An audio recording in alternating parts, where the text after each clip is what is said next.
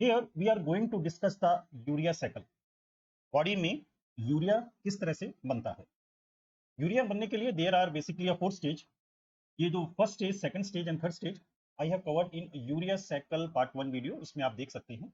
Just हम यहाँ पर एक समराइज कर लेते हैं कि यूरिया के बनने के लिए पहला फेज है जिसको हम कहते हैं ट्रांसएमिनेशन। मींस इसके अंदर बाकी जितनी भी अमाइनो एसिड हैं वो अपना अमोनिया ग्लूटामिक एसिड को ट्रांसफर करती हैं। The second is ammonia transport to the liver. कि ग्लूटामिक एसिड बाकी सारी जगह से अमोनिया को कलेक्ट करके लीवर के पास जाता है। Third stage is oxidative deamination of glutamic acid inside liver. Glutamic acid liver के अंदर अमोनिया को देता है, फ्री लाइब्रेट करता है। And fourth, reactions of the urea cycle. ये first step, second and third stages you can see in a video urea cycle part 1। अब हम बात करते हैं reaction of the urea cycle की। यूरिया साइकिल का जो एक और नाम है वो है क्रेब्स हैंसेलिट साइकिल। जिस साइंटिस्ट ने इसको डिस्कवर किया था उनके उस पे ये नाम दिया गया है। It is also called ornithine cycle, क्योंकि इसके अंदर ऑर्निथिन ये दोबारा से रीजनरेट होता है, बनता है। और इसका तीसरा नाम भी है यूरिया बाइसाइकिल, क्योंकि ये साइकिल एक अदर साइकिल से लिंक्ड रहती है। Means this cycle basically it is linked to the Krebs cycle. अगर हम बात करें कि बेसिकली यूरिया साइकिल का क्या काम है, its function is to convert the toxic ammonia into non toxic urea. जो अमोनिया को एक किस्म से जो टॉक्सिक है उसको नॉन टॉक्सिक फॉर्म यूरिया में कन्वर्ट कर देता है और जिससे बॉडी से वो बाहर हो जाता है। साइट की बात करें तो यूरिया प्रीडोमिनेंटली आपका लीवर के अंदर देखने को मिलता है। Liver is the major organ. कुछ हद तक it may occur in the brain and the kidneys. अगर हम रिएक्शंस की बात करें तो ये माइटोकॉन्ड्रिया में भी होता है, साइटोसोल में भी होता है। पहली दो रिएक्शन माइटोकॉन्ड्रिया में होती है, बाकी ये साइटोसोल के अंदर। यूरिया साइकिल को याद करने के लिए सबसे पहले हम निमोनिक की बात करते हैं। निमोनिक है careless ordinary children are also fearful about urination या urea occasional. Careless ordinary children are also fearful about urination या यूरिया ओकेशनल। तो इससे आपको इसके सबस्ट्रेट मिल जाएंगे, जैसे कि अमोनिया प्लस कार्बन डाइऑक्साइड आपस में जुड़ के पहला केयरलेस कार्बोमेल फॉस्फेट देता है। इसके साथ ऑर्निथिन जुड़ जाता है and it form children citrulline. Citrulline के साथ एस्पार्टिक एसिड जुड़ जाता है, इट फॉर्म आल्सो एएलएसओ, ए और एस, तो इट फॉर्म आर्जिनो सक्सिनेट, एएस आर्जिनो सक्सिनेट। आर्जिनो सक्सिनेट टूट जाता है तो फियर बाहर निकल जाता है, फ्यूमरेट बाहर निकल जाता है, वी गेट आर्जिनिन।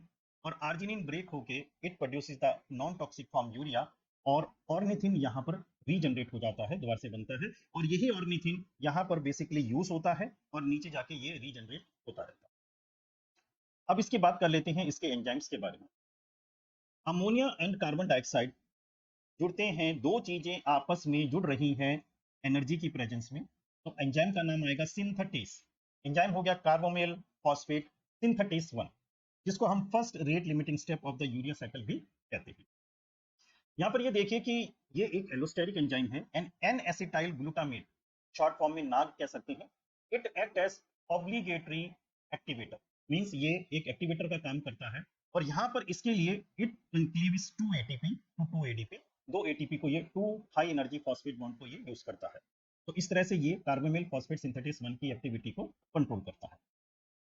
फिर कार्बोमेल फॉस्फेट ऑर्निथिन को कार्बोमोलाइज करते हैं, मतलब कार्बोमेल ऑर्निथिन के साथ जुड़ जाता है। एंजाइम का नाम हो गया ऑर्निथिन ट्रांसकार्बोमाइलेज।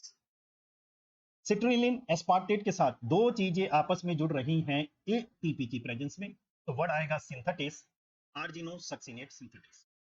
यहाँ पर एस्पार्टिक एसिड का क्या रोल है कि ये सेकंड अमोनिया या सेकंड नाइट्रोजन यूरिया मॉलिक्यूल को देता है।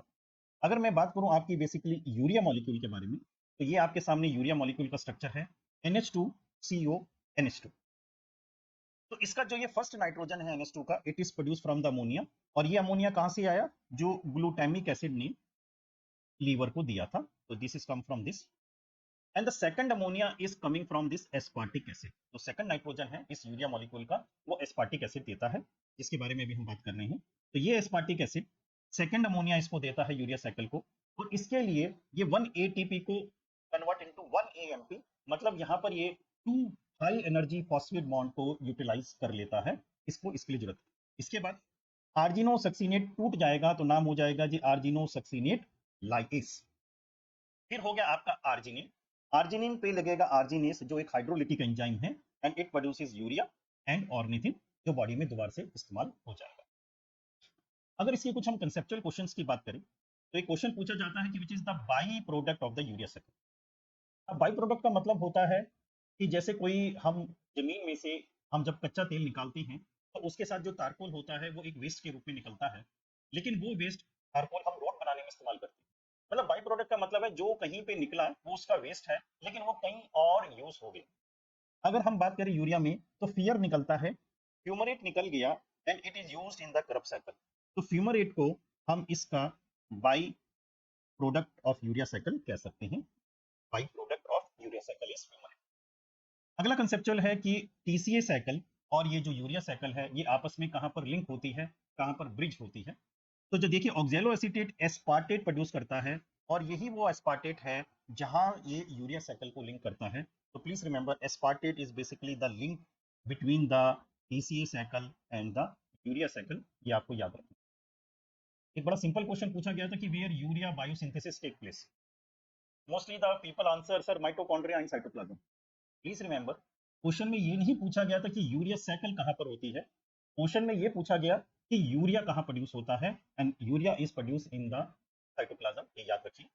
दूसरा, ये जो यूरिया साइकिल है ये आपकी माइटोकॉन्ड्रिया और साइटोप्लाज्म दोनों में होती है। तो हम इसको कैसे याद रखेंगे कि पहले दो सी एम के अंदर होते हैं, पहले दो सी कार्बेल फॉस्फेट और citrulline it form in the mitochondria, और जो बाकी की आपकी जो रिएक्शन होती है ये आपकी साइटोप्लाज्म के अंदर होती है। तो अगर हम देखें कि एक यूरिया मॉलिक्यूल को बनाने के लिए इसने कितनी एटीपी का इस्तेमाल किया, तो हम ये देख सकते हैं हियर कि here basic it uses 2 ATP, 2 ATP में चेंज हो गए, मतलब एक एटीपी का इस्तेमाल इसने यहाँ किया है। एंड यहाँ पर 1 ATP is convert into 1 AMP, यहाँ पर इसने 2 हाई एनर्जी फॉस्फेट का यूज किया है, तो एक एटीपी का यहाँ पर यूटिलाइजेशन ये हो गया। अगर इस समरी को समझे तो समरी कुछ निकल के ऐसी आती है कि सीपीएस 1 में 2 एटीपी कन्वर्ट हो गए 2 एडीपी पे, तो मतलब इसने यहाँ पर 2 हाई एनर्जी फॉस्फेट बॉन्ड का इस्तेमाल किया है। आर्जिनो सक्सिनेट सिंथेटिक एंजाइम में 1 एटीपी कन्वर्ट हुआ 1 एएमपी में, तो यहाँ पर भी इसने 2 हाई एनर्जी फॉस्फेट बॉन्ड का इस्तेमाल किया। तो अगर हम देखें एटीपी में, अगर हम देखें तो 2 + 1 आंसर आएगा 3 एटीपी, और अगर हम हाई एनर्जी फॉस्फेट की बात करें या एटीपी इक्विवेलेंट की बात करें तो your answer will be 4 phosphate bond और 4 एटीपी इक्विवेलेंट। तो प्लीज मार्क, अगर एटीपी में पूछा गया है तो मार्क 3 एटीपी, और अगर वो हाई एनर्जी फॉस्फेट बॉन्ड में पूछा गया है तो mark 4 phosphate high energy phosphate bond या 4 एटीपी इक्विवेलेंट, ये आप मार्क करें। तो this is just all the very brief which the reaction जो हमारी यूरिया साइकिल के अंदर होती है। और कुछ आखिर में आपके लिए कि सर झुकाए बैठे हैं, सर झुकाए बैठे हैं, कोई कातिल नहीं आया, अरे आए तो बहुत मगर कोई काबिल नहीं आया। Thanks for your kind attention.